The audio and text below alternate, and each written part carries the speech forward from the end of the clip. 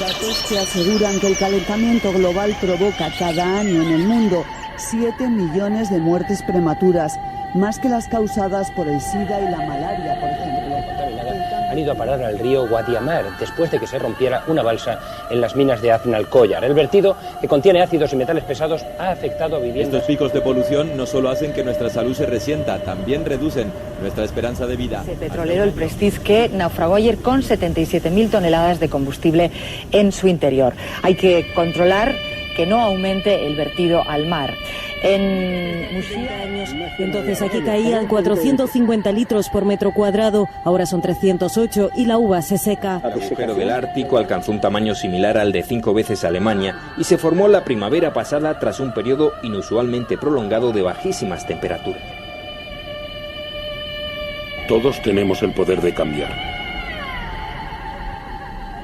Entonces, ¿a qué esperamos?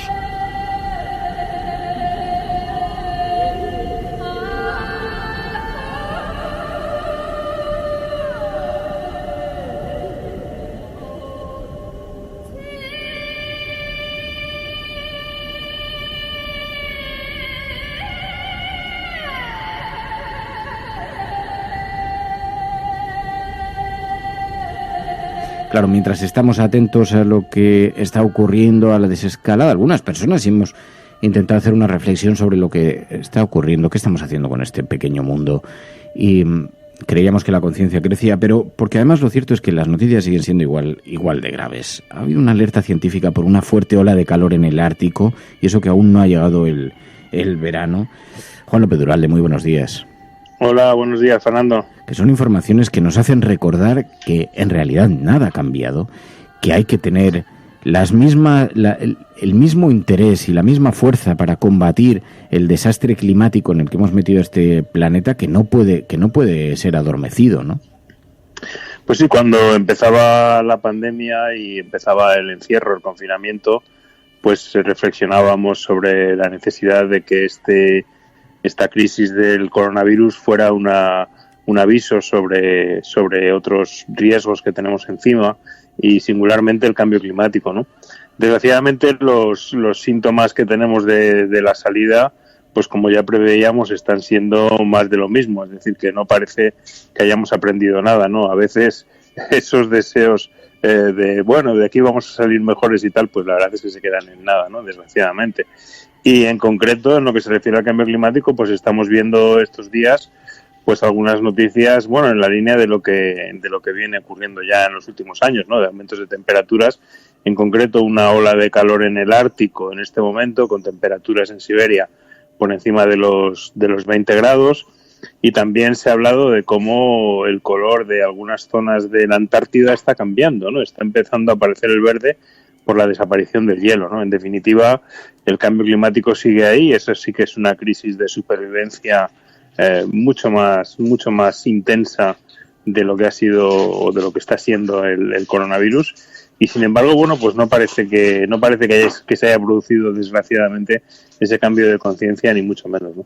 Dicen aquí algunos oyentes, es que la inercia era demasiado grande, en 2 meses no se repiensa nada, al menos en carácter global, y individualmente parece también difícil, porque claro, esta alerta científica que llega por esa fuerte ola de calor en el Ártico, claro, lo que nos preocupa es que, en efecto, y eso que todavía no ha llegado el verano, ¿no? Pero hay otros indicios.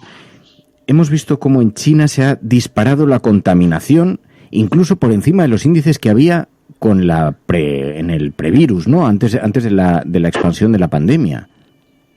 Claro, es lo que estamos observando, que realmente la desescalada lo que está haciendo es volver a los niveles más altos de consumo que teníamos anteriormente, y no solo eso, sino que en algunos casos incluso peor, porque si pensamos, por ejemplo, que en las ciudades el uso del transporte público desgraciadamente va a disminuir porque la gente está preocupada por la posibilidad de contagio, pues eso supone un nuevo aumento de la utilización del vehículo privado, y eso directamente pues lleva a más contaminación urbana de la que teníamos antes, ¿no?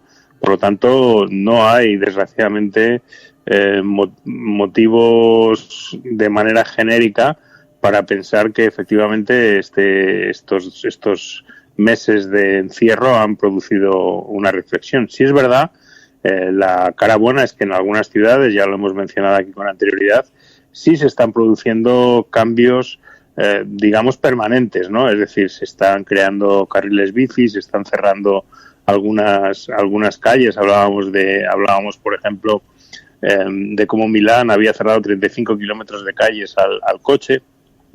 Sí que va a haber algunos cambios permanentes, pero parece que desgraciadamente se va a quedar más en lo simbólico que realmente en que haya habido una reflexión que nos lleve a una salida verde de esta pandemia. Pero bueno, vamos a seguir luchando. Y mientras tanto también vemos como aquí en España, si colocamos el foco, nos encontramos con algunas noticias que nos recuerdan también dónde estamos y de quién estamos rodeados. Porque sí, estamos en desescalada, pero estamos viendo las imágenes que nos dejó el pasado fin de semana, esta movilización en automóvil. A mí me da la impresión de que es una metáfora de primera magnitud sobre en qué manos quieren algunos depositar su confianza, ¿no? Con los automóviles, con los motores encendidos, respirando gases contaminantes, respirando contaminación. Había algunas crónicas en los periódicos que decían coches de alta gama presumiendo de sus acelerones con olor a gasolina y la gente aplaudiendo la escenografía. Resultaba por lo menos singular, ¿no? Totalmente de acuerdo con esa imagen metafórica de contaminación, de ruido también, porque además pues hacían tocar el claxon, pero es bastante significativo el hecho de que la extrema derecha pues utilice para sus protestas nada menos que el coche, ¿no? Vamos a colapsar las ciudades con los coches. Es verdaderamente pues una metáfora de su pensamiento, ¿no? De un pensamiento que no tiene para nada en consideración algo tan relevante como es la contaminación urbana, que también genera muchos muertos. Por cierto, 800.000 muertos al año se calcula en Europa, por lo tanto más de lo que vaya probablemente a generar el coronavirus, mueren de contaminación atmosférica, ¿no?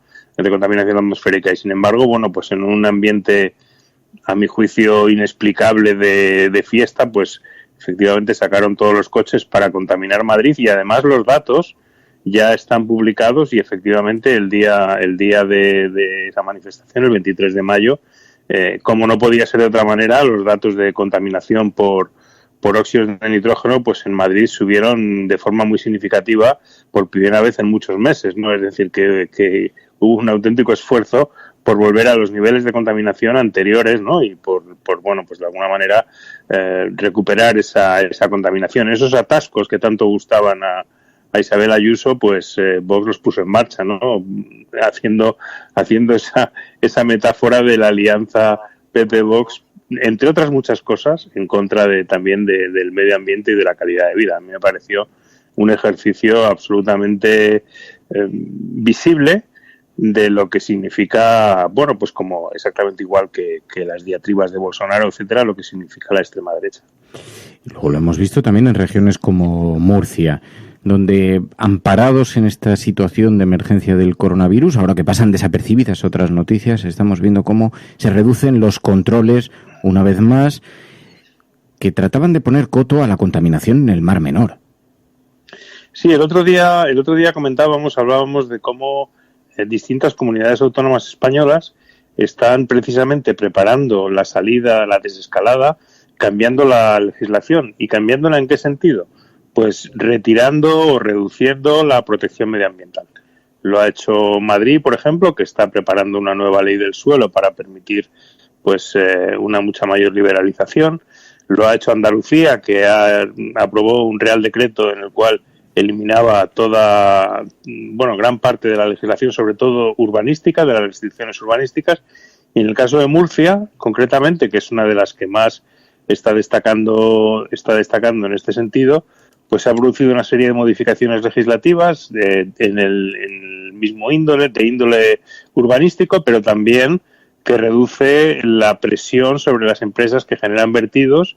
Y en concreto, claro, uno de los ecosistemas más afectados por los vertidos en Murcia, que está al borde de la muerte y que ha sido tema de que hemos hablado de él en muchas ocasiones, es el Mar Menor, ¿no? Entonces se reduce la presión sobre los que vierten residuos en el Mar Menor y eso pues vuelve a victimizar este mar y a ponerlo una vez más contra las cuerdas cuando ya está pues gravemente herido, ¿no? Bueno, son las consecuencias de esta desescalada en contra del medio ambiente que estamos viendo desgraciadamente en muchas comunidades autónomas de nuestro país y donde precisamente son las comunidades gobernadas por el Partido Popular, por Vox y por Ciudadanos, Andalucía, Murcia, Madrid, las que lideran estas modificaciones legislativas que se están produciendo.